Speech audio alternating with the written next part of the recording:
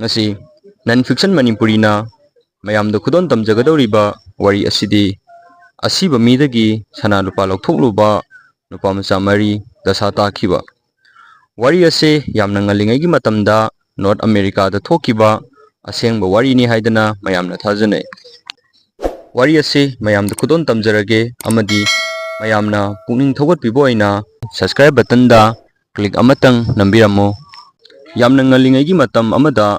North America gi mafum amada angaubu mi kanglup asi leitringai gi mamangda leiramba Plain Indian harga khangnaba miyoi ama leitabagi thauram pangthoknaba honaki thauram asigi thauram pangthokpham amadi asiba midugi thampham mile nipan muk laplami thauram pangthokpa aduda inkhalakliba nupa macha mari amasu yaurami makhoi mari gi manungda khwaidagi ahan oiba nupa macha adu sahi 13 lom sure mahangna asiba midugi sana lupa sing adu lokthokuna makhoi mari yenaba pamlame adubu hairiba mafum asida chatpa haibasi yamna lapa amadi changbada kiba mafum oirami masida natana mahakalak minariba mamanabasing aduna chatsi haibada yarakloi khangbadagi sa usek tanba chatlusi haiduna haijinaki maramdi makhoi mari mag sa usek tanba pamjaba miyoi singni asumna mahangna lusingduna asum lakpana mafum adu yaurakhi atopa magi mamanabasingnasu khangle makhoi na lakliba mafum asi asiba thamphamdani haiba masidagi makhoi ahumdi yamna kirami mayamdagi khwaidagi angang oiba nupa macha aduna halasi yum yobada numisu tarani haiduna kanna haijarami adubu khara ahan oiba nupa macha aduna karisu tabidana asiba aduna siriba sana lupa adu lokthokuna asiba thampham aduda kakhatki hairiba matam asida asiba thampham asi una makhong oiraga wanglap tawna saraga mathakta thamlami asumna asiba adudagi sana lupa sing adu loktoklaba matungda mahakna asiba adugi mangaksamda siriba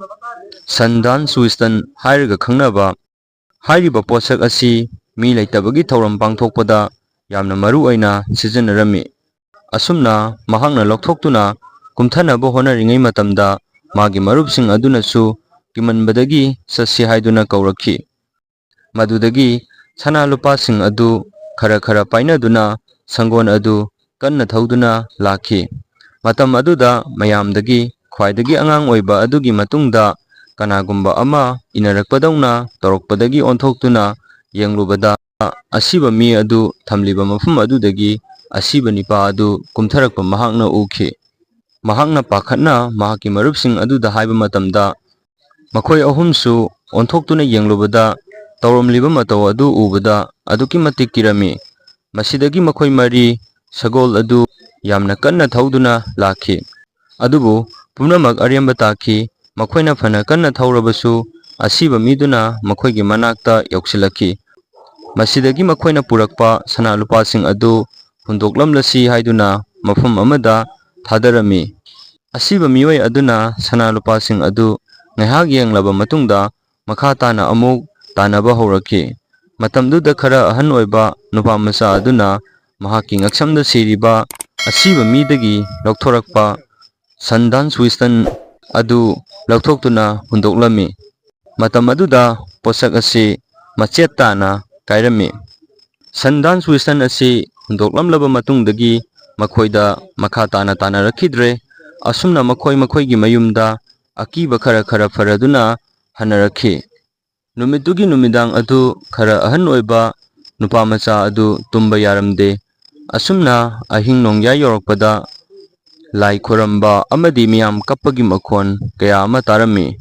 nongalakpada mahaki mamanaba ama leitre haiba pau tarami asumna thangnaba ahing ani dusu sap manaba thodok thoktuna mahaki marup ani adusu leikhide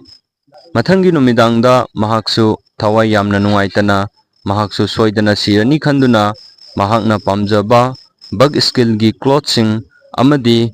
khongup mokasin adu tongduna tumnaba honarami mahakpu kananasu kanbiba ngamlaroi khanki. Adubu matamdugi matung ina thajanabasi maida angangba machu taisalagadi lai tin changba ngamde haibasini. Asumna mamai adu angangba machu taisanduna yamna nungaitana tumlami. Mathangi ayukta mahaki mapana mahakpu hogdorakhi aduga hairaki karigi bug skin gi clothing amadi mukasin asi litlaga tumlibano haina hanglaki. Nupa macha adusu makeup tholaktuna yamna ngakna hingduna leramba aduda yamna harauki amadi mahangna numituda thokiba thogdok pumnamak mapada likhi. Matamduda mapana haiki nangna sidabagi maram asi nahangna maida angangba machu taisanbagini asiba thawaiduna nangi nanakta laklami. Matamduda nahak lanjare haiba amadi atopa miyoisingbu ikai khumnagani haiba phongdokpani haina mahakna khanki. Aduna nahakpu kanbibani. Masida natana nahakna wari asi atopa miyoisingda lisanu haibagini. Masidagi masanupa aduna mipung khudingda wari asi khanganki. Sikraba mibu amadi makhoiga loinariba posaksing asi ikai khumnagadabani haibasing khanganki.